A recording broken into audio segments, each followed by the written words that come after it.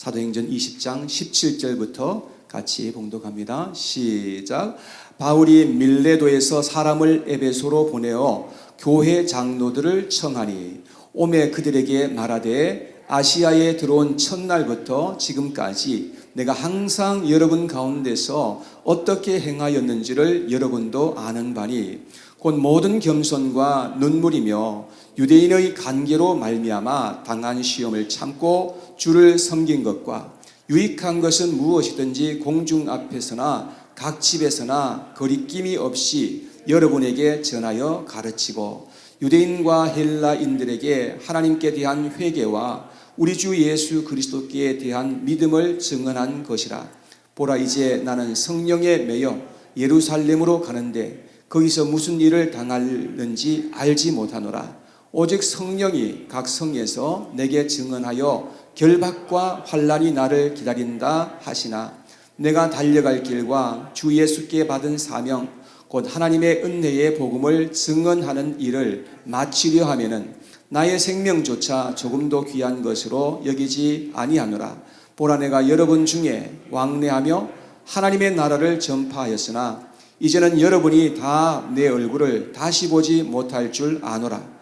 그러므로 오늘 여러분에게 증언하거니와 나와 모든 사람의 피에 대하여 내가 깨끗하니 이는 내가 꺼리지 않고 하나님의 뜻을 다 여러분에게 전하였습니다. 아멘. 자리에 앉겠습니다.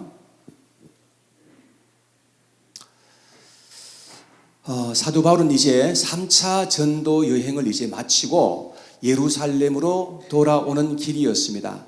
그 길에 밀레도라고 하는 곳에 이제 도착을 하게 되는데 앞에 보시면 지도에 같이 이렇게 한번 보시면 3차 전도 여행은 이 안디옥이라고 하는 곳에서 시작을 해서 이렇게 쭉 이렇게 갑니다. 지금 현재 여기가 지금 현재 터키 지역이죠. 터키 지역이고 지난번 지진 난 곳도 바로 이곳이었습니다. 그렇게 해서 이제 3차 전도 여행을 이렇게 가서 이곳 유럽으로 넘어가죠. 유럽으로 건너가서 이제 여기에 지금 현재 그리스가 있는 이곳인데 고린도라고 하는 곳에서 오랫동안 머물면서 함께 사역을 하셨고 이제 여기서부터 시작해서 다시금 돌아옵니다. 파란 색깔 이 길은 돌아오는 길이에요. 그죠? 이렇게 돌아와서 여기에 이제 밀레도라고 하는 곳이 있는데 에베소는 바로 위에 있죠. 그래서 그가 이제 아주 급하게 예루살렘으로 이제 갈 그 길이 있었기 때문에 에베소에 들리지 않고 밀레도라고 하는 곳에 와서 이곳에서 이제 에베소에서 사역하는 장로들을 몇 사람 이렇게 초대를 합니다. 초대해서 이곳에서 이제 그들에게 하나님의 말씀으로 격려하고 그들에게 간절한 말씀으로 부탁했던 그러한 이야기가 오늘 읽었던 이 본문의 말씀입니다. 우리가 한 부분만 읽었고 전체를 읽지는 않았지만 오늘 이 본문을 가지고 제자들이 전한 복음은 어떤 것이었는지 그런 것을 한번 살펴보면서 은혜를 받으려고 합니다. 성령께서는 사도 바울에게 이제 가는 곳 각 성마다 환난과 핍박이 기다리고 있다는 것을 그렇게 말씀을 하셨습니다. 그러나 사도 바울은 복음 전하는 그 일을 위해서 자기의 생명조차도 아끼지 아니하고 그렇게 복음을 계속해서 전했던 것을 볼 수가 있습니다. 왜냐하면 예수님께서 그에게 그 복음을 맡겨주셨고 그에게 복음 전할 사명을 주셨기 때문이라고 그렇게 말씀을 합니다. 23절과 24절 말씀을 다시 한번 보시면요. 그는 이렇게 말했습니다.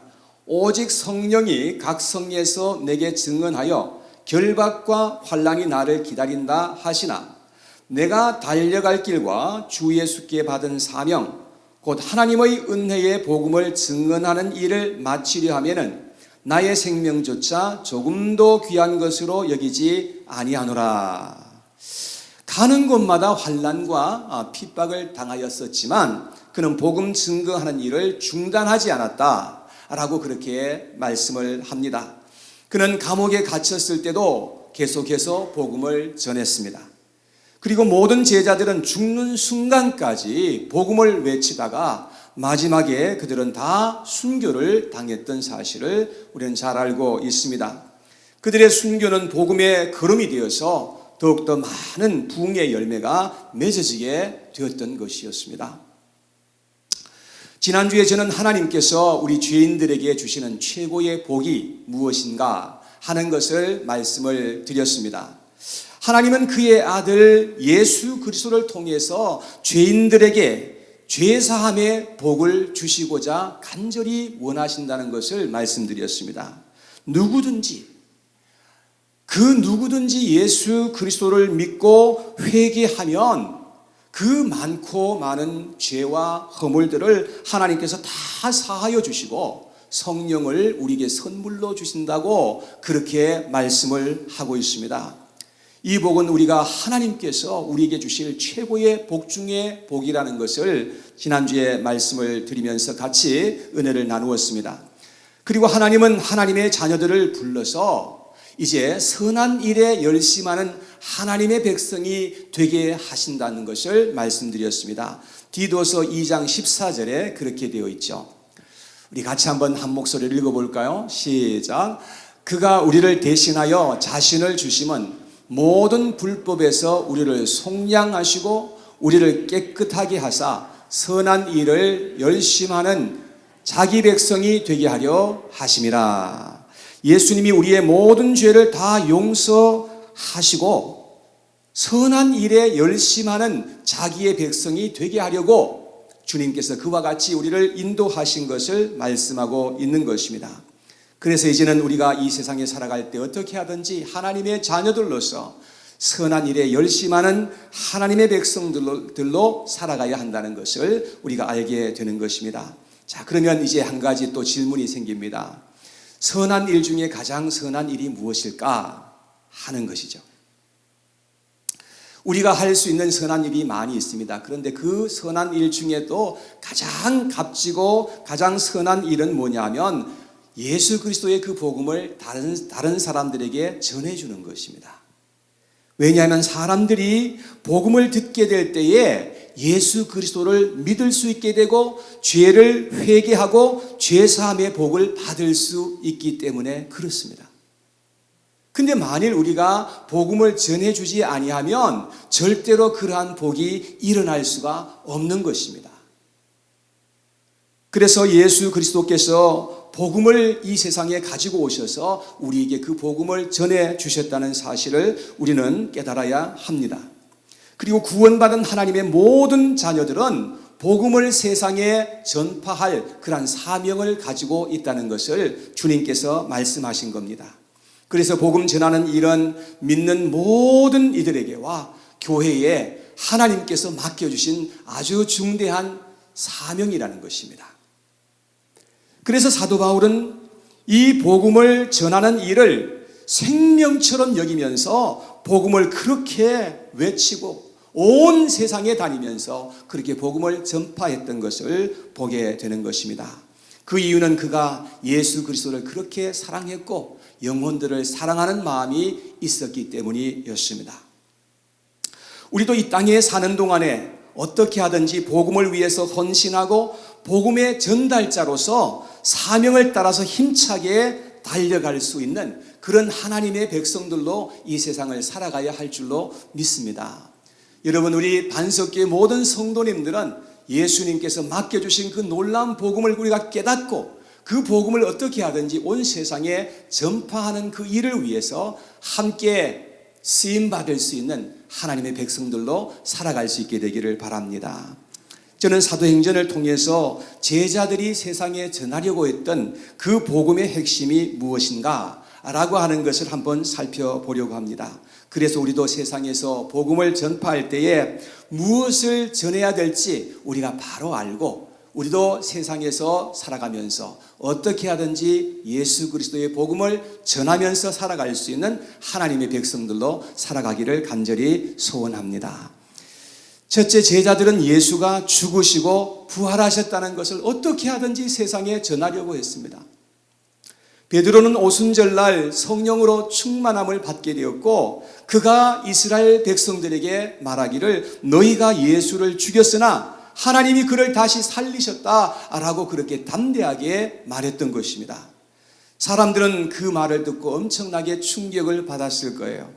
왜냐하면 그들이 실제로 예수님을 죽인 사람들이었기 때문에 그렇습니다.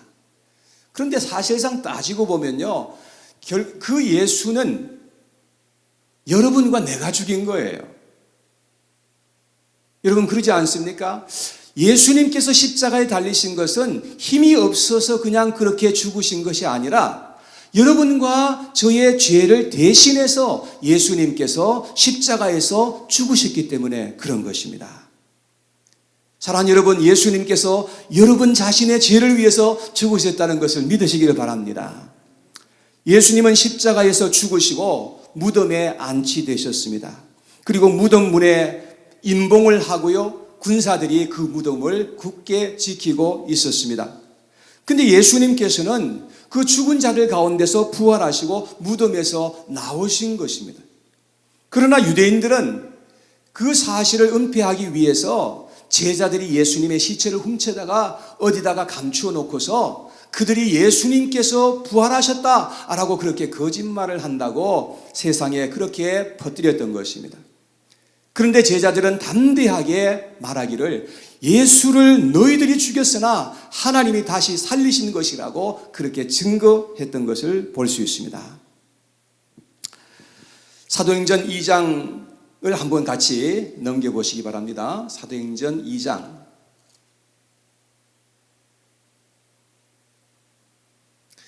(23절과 24절에) 있는 말씀, 사도행전에 있는 이야기를 이제 몇 군데 찾아보려고 하는데요. 23절과 24절에 같이 찾으셨으면 같이 봉독합니다. 시작. 그가 하나님께서 정하신 뜻과 미리 아신 대로 내준 바 되었거늘 너희가 법 없는 자들의 손을 빌려 못 박아 죽였으나 하나님께서 그를 사망의 고통에서 풀어 살리셨으니 이는 그가 사망에 매여 있을 수 없음이더라. 예수님은 사망에 매여 있을 수가 없었던 겁니다. 그래서 생명과 사망의 권세를 가지신 그 하나님께서 사망의 고통에서 풀어서 살리셨다라고 말씀을 하고 있는 것입니다. 그리고 베드로는 예수님께서 부활하신 것을 내가 두 눈으로 똑똑히 보았다고 그렇게 말했던 것입니다. 부활하신 그 예수님이 오늘 우리에게 너희가 보는 이 성령을 부어주신 것이라고 그렇게 증거하였던 것입니다. 자, 사도행전 3장 14절과 15절 말씀을 보겠습니다. 13절, 사도행전 3장 14절 15절 말씀입니다. 시작. 너희가 거룩하고 의로운 일을 거부하고 도리어 살인한 사람을 놓아주기를 구하여 생명의 주를 죽였도다.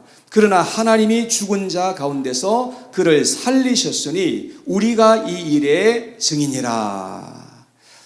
여러분, 베드로는 거듭 그들에게 말합니다. 너희가 예수를 죽였지만 하나님께서 그를 다시금 살리신 것이라고 계속해서 반복하여 말합니다. 여러분, 우리가 정말로 믿어야 하는 것은 예수님이 바로 나의 죄를 위해서 십자가에 죽으셨다는 사실을 믿어야 한다는 겁니다. 물론 예수님은 이 세상에 있는 많은 사람들의 죄를 위해서 죽으신 것은 사실입니다만은 그러나 나의 죄 때문에 예수님이 죽으셨다는 거예요. 그리고 예수님께서 나를 의롭다 하시기 위해서 다시 살아나셨다고 성경은 그렇게 말씀하신 것입니다. 로마서 4장 25절 말씀을 같이 한번 읽습니다. 시작. 예수는 우리가 범죄한 것 때문에 내어줌이 되고 또한 우리를 의롭다 하시기 위하여 살아나셨느니라. 예수님은 우리의 죄 때문에 자신을 내어주셨다고 했습니다. 그래서 예수님은 나 때문에 죽으신 거예요. 그러나 예수님은 우리를 의롭다 하시기 위해서 죽은 자 가운데서 다시 부활하셨다고 그렇게 성경은 말씀하고 있는 것입니다. 사랑하는 여러분, 이 놀라운 진리를 우리 마음으로 믿고 입술로 우리가 고백할 때에 하나님께서는 우리의 모든 그 죄를 다 사해 주시고 우리를 의롭다고 하시고 그리고 성령으로 구원하여 주실 것이라고 말씀하고 있는 것입니다. 여러분, 아멘 하실 수 있겠습니까? 제자들은 이런 복음을 계속해서 사람들에게 전하고자 했던 것입니다. 그래서 우리도 예수 그리스도의 십자가의 죽음과 부활을 우리도 사람들에게 전하여 주어야 합니다. 그리고 예수 그리스도의 십자가를 자랑하고 부활하신 그 살아계신 예수님을 우리가 섬겨드리고 몸으로 예수님의 부활을 증거하는 그런 하나님의 자녀들의 삶을 살아가야 한다는 것입니다. 이런 복음은 예수님께서 다시 오시는 그날까지 계속해서 세상에 전파되어야 할 줄로 믿습니다. 여러분, 누구를 통해서요? 여러분과 저를 통해서, 반석교회를 통해서 그 복음은 계속해서 전파되어야 하는 것이지요. 두 번째, 제자들은 예수가 그리스도이심과 심판주가 되시는 것을 증거하였던 것입니다. 자, 사도행전으로 다시금 돌아갑니다. 사도행전 2장 36절의 말씀입니다. 36절 시작. 그런즉 이스라엘 온 집은 확실히 알지니 너희가 십자가에 못 박은 이 예수를 하나님이 주와 그리스도가 되게 하셨느니라.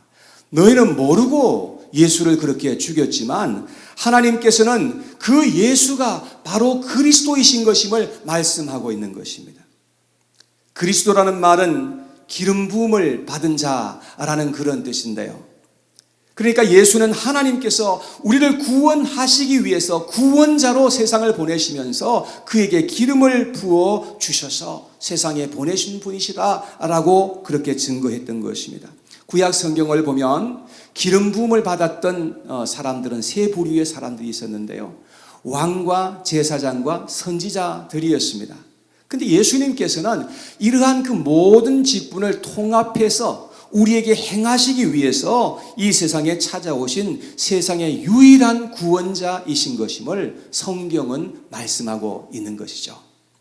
그래서 제자들은 예수가 그리스도이신 것을 그렇게 증거하였던 것을 알 수가 있습니다. 자, 사도행전 5장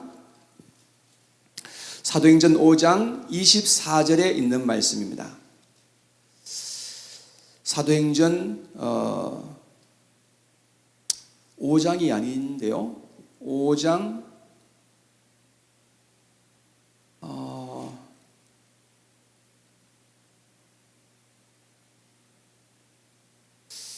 제가 잘못 적었네요. 5장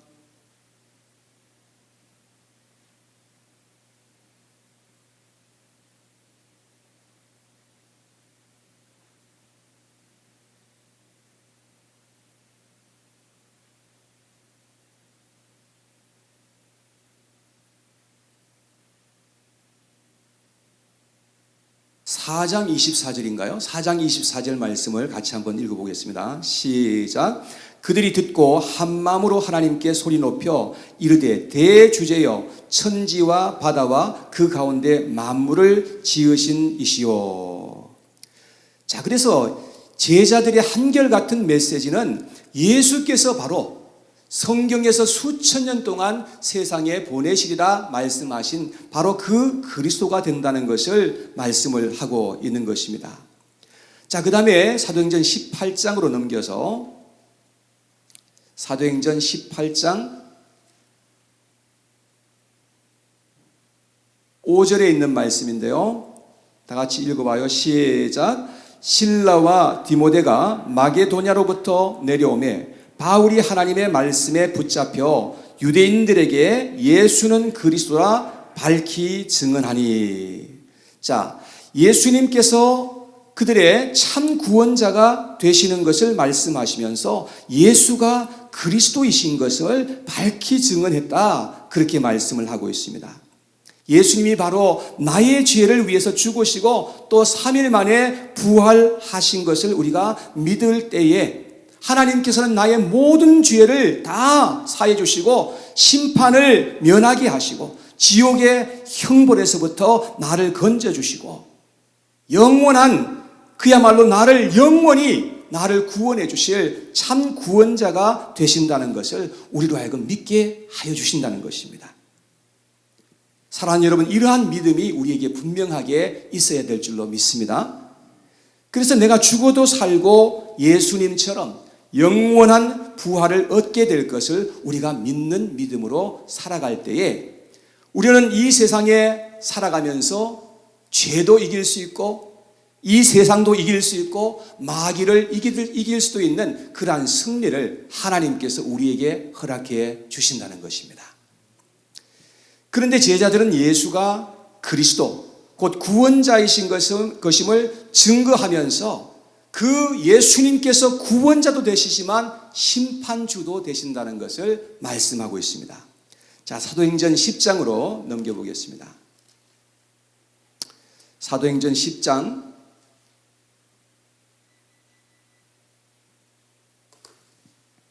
42절 말씀, 10장 42절 말씀 다 같이 시작. 우리에게 명하사 백성에게 전도하되 하나님이 살아있는 자와 죽은 자의 재판장으로 정하신 자가 곧 이 사람인 것을 증언하게 하셨고. 자, 여기 보니까 베드로는 예수가 살아있는 그러한 살아있는 자들과 죽은 자들의 재판장이 되신다는 것을 말씀을 하고 있죠. 재판장이란 말은 심판주라는 그런 뜻입니다. 그러니까 이 세상의 모든 산자와 죽은 자는 예수님에 의해서 구원되기도 하고 심판받기도 하게 되겠죠. 그래서 어떤 사람에게는 예수님께서 구원자가 되시고 어떤 사람에게는 심판자가 되신다는 것이죠. 마가복음 16장 16절에 보니까 예수님께서 말씀하시기를 믿고 침례를 받는 자는 구원을 얻을 것이요 믿지 않는 자는 정죄 곧 심판을 받으리라 그렇게 말씀했습니다. 예수님께서는 구원자도 되시고 심판주도 되신다는 것이죠. 그래서 우리가 이 땅에서 전해야 하는 메시지는 예수님이 구원자이시고 재판장이 되신다는 것을 우리는 밝히 말해 주어야 합니다. 예수님이 믿는 자에게는 완전한 구원자가 되어주실 것이지만 믿지 않는 모든 불신자들에게는 엄중한 심판자가 되신다는 것이죠. 그런데 우리가 예수님이 구원자라는 것을 사람들에게 말할 때는 그래도 괜찮은 편인데 사람들에게 심판주가 되신다는 사실을 말하면 그 순간부터 엄청난 핍박을 받게 됩니다. 사랑하는 여러분, 그래도 우리는 예수님께서 세상의 구원자가 되시고 심판주가 된다는 것을 우리는 전해 주어야 될 줄로 믿습니다. 왜냐하면 그것은 사실이고 앞으로 장차 일어날 일이기 때문에 그런 것입니다. 자, 세 번째, 제자들은 하나님의 나라를 전파하려고 했던 것입니다. 예수님께서 이 세상에 오셔서 하셨던 것은 하나님의 나라를 세상에 전파하셨던 겁니다. 성경에 보니까 하나님의 나라라고도 말했고 천국이라고도 그렇게 말했습니다. 예수님이 부활하신 후에 40일 동안 제자들에게 나타나셔서 하신 것은 하나님 나라의 일을 말씀하셨다고 그렇게 되어 있습니다. 사도행전 1장 3절 말씀을 같이 한번 넘겨봅니다. 사도행전 1장 3절 말씀 다 같이 한번 읽어봐요. 시작.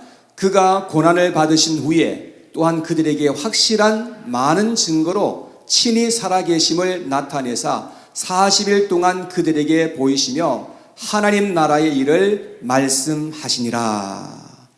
예수님은 제자들에게 하나님의 나라의 일을 말씀을 하셨다는 겁니다.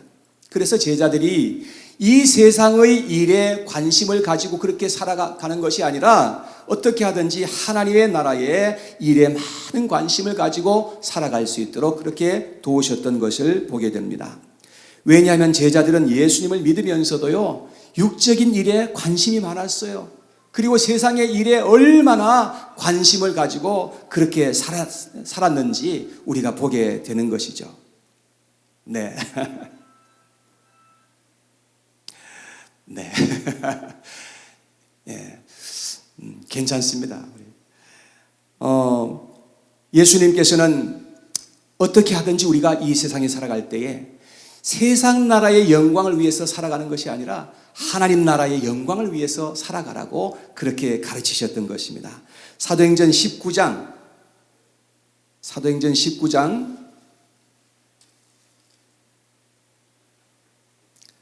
8절 말씀입니다. 사도행전 19장 8절 말씀에 다 같이 시작. 바울이 회당에 들어가 석 달 동안 담대히 하나님 나라에 관하여 강론하며 권하되 그랬습니다. 자, 여기 보면 사도 바울이 담대하게 사람들에게 강론하였던 것은 하나님 나라에 관하여 라고 말씀을 하고 있습니다. 여러분, 그래서 이 사도 바울은 어떻게 하든지 그야말로 하나님 나라에 대해서 그렇게 사람들에게 전하고자 했던 것을 볼 수 있는데요. 근데 어떤 사람들은 그 말씀에 순종하지 않았고 바울을 비방했던 그런 사람들이 있었기 때문에 사도 바울은 이 하나님 나라의 말씀을 믿는 제자들을 따로 세우시고 두란노 서원이라고 하는 곳에 2년 동안 그렇게 말씀을 가르쳤던 이야기가 오늘 나와 있습니다. 그리고 사도 바울은 로마 감옥에 갇혀 있을 때에도 하나님의 나라의 일을 말씀했다고 그렇게 되어 있습니다. 사도행전 28장에 있는 말씀입니다. 사도행전 28장 맨 마지막 절입니다. 31절에 다 같이 읽어봐요. 시작. 하나님의 나라를 전파하며 주 예수 그리스도에 관한 모든 것을 담대하게 거침없이 가르치더라. 자, 여기 보니까 사도 바울은 두 가지를 전했다 그랬죠. 첫째는 하나님의 나라를 전파하며 그렇게 말씀을 하고 있습니다. 그래서 우리가 이 땅에서 하나님의 나라를 위해서 살아가야 할 것을 말씀하고 장차 우리가 영원하게 거하게 될 천국에 관한 이야기를 말씀했다는 것이죠. 그리고 둘째, 사도 바울은 예수 그리스도에 관한 모든 것을 다 말했다고 그렇게 되어 있습니다. 그래서 예수님도 그랬고 예수님의 제자들도 그랬고 하나님의 나라를 어떻게 하든지 이 세상에 전하고자 했던 것을 볼 수가 있습니다. 그래서 우리도 하나님의 나라가 이 땅에 임하도록 우리도 기도하고 하나님의 나라를 전파해야 한다는 것을 알게 되는 것입니다. 우리는 이 땅에 살아갈 때에 하나님의 나라를 전하고 또 하나님의 나라를 위해서 살아갈 수 있는 하나님의 백성들로 이 세상을 살아갈 수 있게 되기를 간절히 원합니다. 하나님의 심판과 함께 그야말로 다 불타버리고 없어질 이 세상 나라가 아닌 영원한 하나님의 나라를 위해서 사는 것이 얼마나 가치 있는 일인지 알 수가 없는 것입니다. 제자들이 목이 터져라고 전하였던 복음의 핵심은 결국은 세 가지였습니다. 첫째는 예수님께서 우리의 죄를 사해 주시기 위해서 우리를 구원하시기 위해서 십자가에서 죽으시고 죽은 자 가운데서 부활하셨다는 메시지였습니다. 아주 너무나 심플한 그런 메시지였습니다. 예수가 바로 당신들을 위해서 죽고 당신들을 위해서 살아나셨다는 겁니다. 두 번째, 예수님께서는 모든 산자와 죽은 자의 구원자가 되시고 심판자가 되신다는 것입니다. 믿는 자에게는 예수님께서 구원자가 되시고 믿지 않는 모든 자들에게는 심판주가 되실 것을 말씀한 거죠.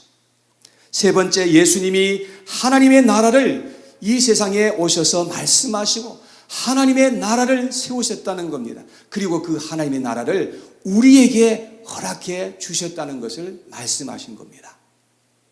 여러분, 우리가 이 세상에 살아갈 때도 하나님의 나라를 위해서 살아가는 것이지만 우리는 영원토록 하나님의 나라를 우리가 함께 살 수 있도록 하나님께서 그렇게 우리에게 약속해 주셨다는 것이죠. 우리는 이 놀라운 복음의 진리를 꼭 믿고 살아갈 수 있는 하나님의 백성들이 되어야 할 줄로 믿습니다. 여기 계신 모든 분들은 한 분도 빠짐없이 다 이 복음의 진리를 믿고 복음의 진리 안에서 살아갈 수 있는 하나님의 백성들이 되기를 원합니다. 제자들은 너무나 담대하게 예수 그리스도를 믿어야 할 것을 그렇게 세상에 전파했던 것이었습니다. 그런 환난과 핍박이 있었지만 복음 전파하는 일을 중단하지 않았습니다. 그들은 감옥에도 갇혔었지만 결코 거기에서도 복음을 중단하지 않았습니다. 그리고 복음을 전하면 죽는다는 사실을 너무나 잘 알고 있었지만 그들은 복음을 계속해서 전파하였습니다. 그리고 그들은 복음을 전하다가 다 순교의 피를 흘렸습니다. 사랑하는 여러분, 그래서 이 복음이 오늘 우리의 귀에도 들려지게 되는 것을 믿으시기를 바랍니다. 우리 반석교회와 모든 성도들은 다 이 복음을 위해서 부름을 받았고 복음을 전할 그런 사명을 가지고 있다는 것을 여러분 꼭 기억하고 우리가 함께 이 일에 동참할 수 있는 하나님의 백성들이 될 수 있기를 원합니다. 이 일을 위해서 우리는 더욱더 기도하고 애쓰고 물질도 아끼지 않도록 해야 할 것입니다. 왜냐하면 이 일보다 더 귀하고 복되고 아름다운 일은 세상에 아무것도 없기 때문에 그렇습니다. 우리는 주님께서 부르시는 그날까지 이 사명을 위해서 생명을 바치고 달려갈 길을 달려가고 선한 싸움을 싸우는 우리 반석교회 모든 성도님들이 될 수 있기를 주님의 이름으로 축복합니다. 우리 한번 같이 외쳐볼까요? 하나님 나라 위하여. 우리 오른손을 한번 이렇게 들고 하나님 나라 위하여. 하나님 나라 위하여. 네. 그렇게 살아갈 수 있는 우리 반석교회 모든 식구들이 될 수 있기를 바랍니다.